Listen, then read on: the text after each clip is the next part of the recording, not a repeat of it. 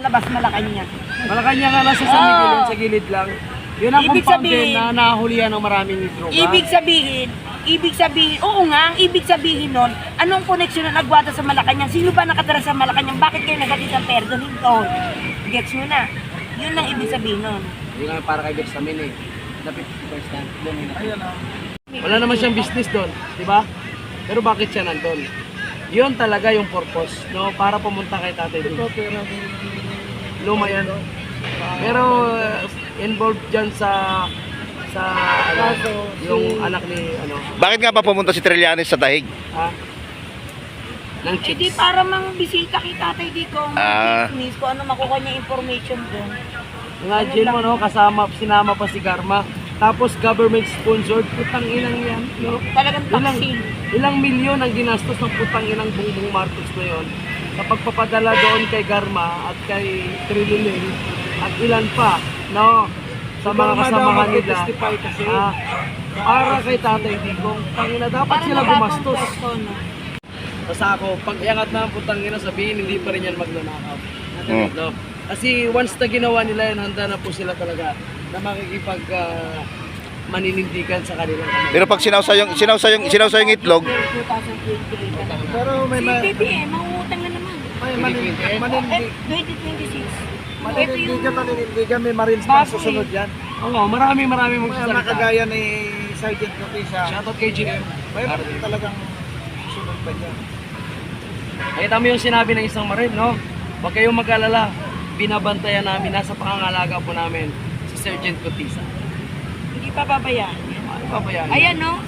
oh, anong litis? Pilipinas, mangungutang ng 800 Ala, billion. grabe naman yan. Kasi utangin natin is 2.9 trillion para sa budget ng 2020. Para saan daw? Iba yan. Para saan daw yung utangin? Ito yung ngayon. Yan is para sa climate change. Oo, ito ngayon. Grabe. Yung sa pundo natin na para mapunuan ang 2.7, mangungutang tayo ng para punuan ang 6.7, mangungutang tayo ng 2.9 kasi yung estimated na kinikita ng ating bansa is may git 4 billion na. Ibig sabihin, kahit na pala hindi na maghiring-hiring ng budget, ipasa na kaagad. Dahil wala naman talagang budget eh. Yun ang puntos dun eh. Ipasa na kaagad dahil wala naman pera eh. Siyempre kinukompute nila kung paano mapupunta sa kanila. Kung Ibig sabihin, kinukompute kung magkano utangin. kung walang si Ate Melvin dyan.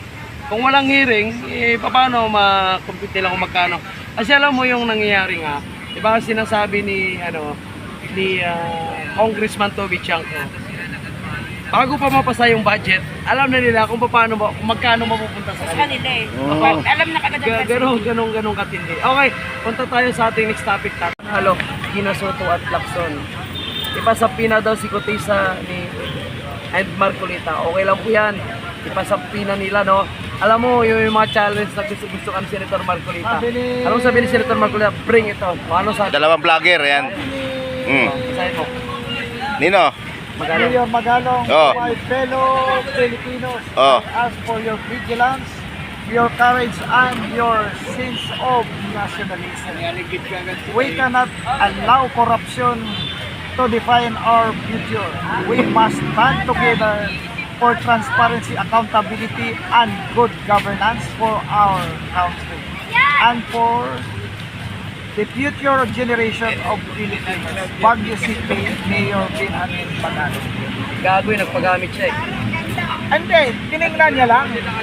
At least alam niya yung plano, wala daw future sa bansa, ang bansa natin dahil sa gobyerno ni Bangag.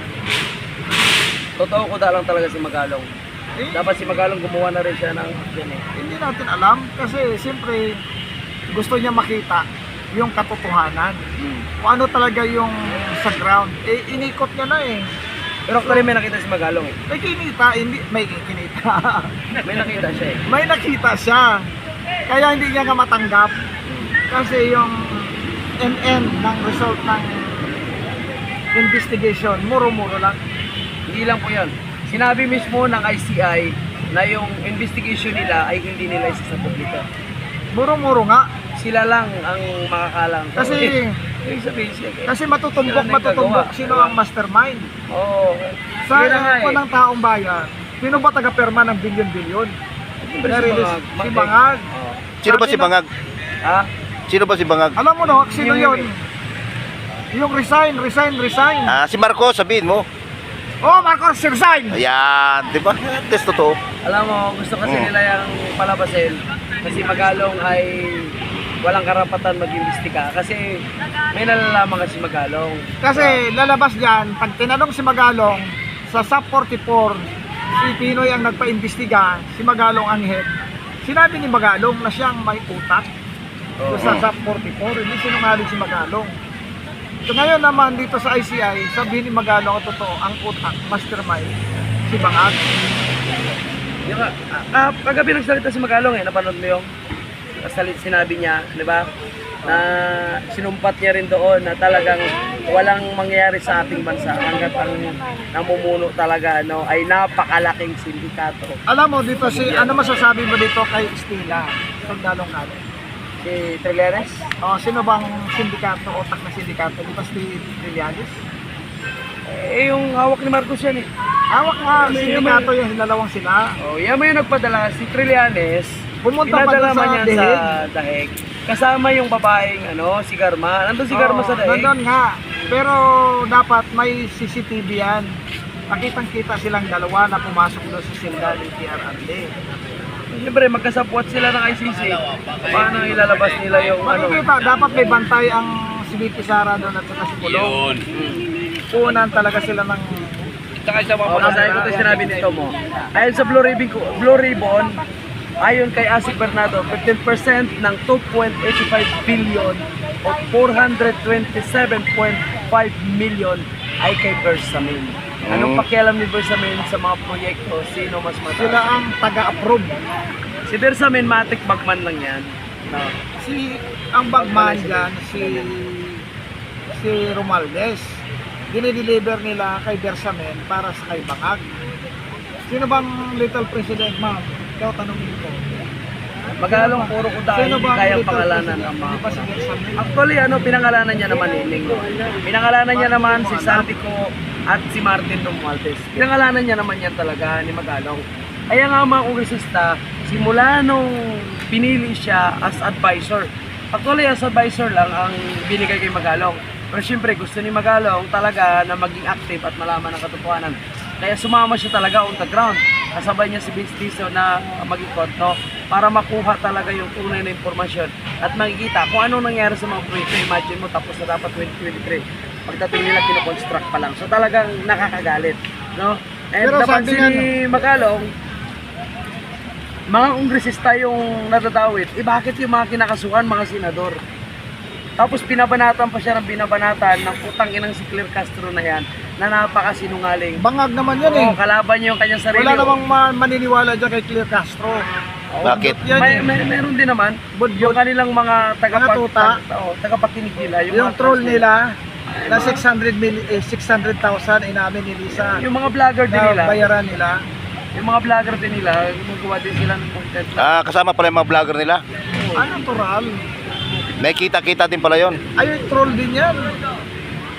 Ito challenge to kay Mayor Magalong. Kasi noon pa man, nung pumasok si Magalong sa ICI, sinasabi natin yan, no? Na kung gusto ni Magalong magkaroon ng isang independent na investigation, gamitin niya itong kanyang organisasyon na Mayor's for Good Governance. Magkaisa sila, mag-unite sila lahat, bumuo sila ng kanilang independent investigation.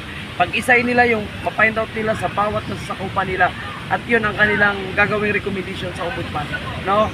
O sila mismo ang mag-file sa ombudsman para kasuhan itong mga involved, DPWHman, congressman Hindi, man, dapat, o sino man. hindi dapat antayin na sila ang kakaso. Taong bayan dapat magsampa. Paano tayo makakuha? Wala naman tayong ebidensya. Hindi, may ebidensya yan. Kasi nasa publiko lagi yan eh. Hindi naman bobo yung taong Kung bayan. isa sa publiko nila,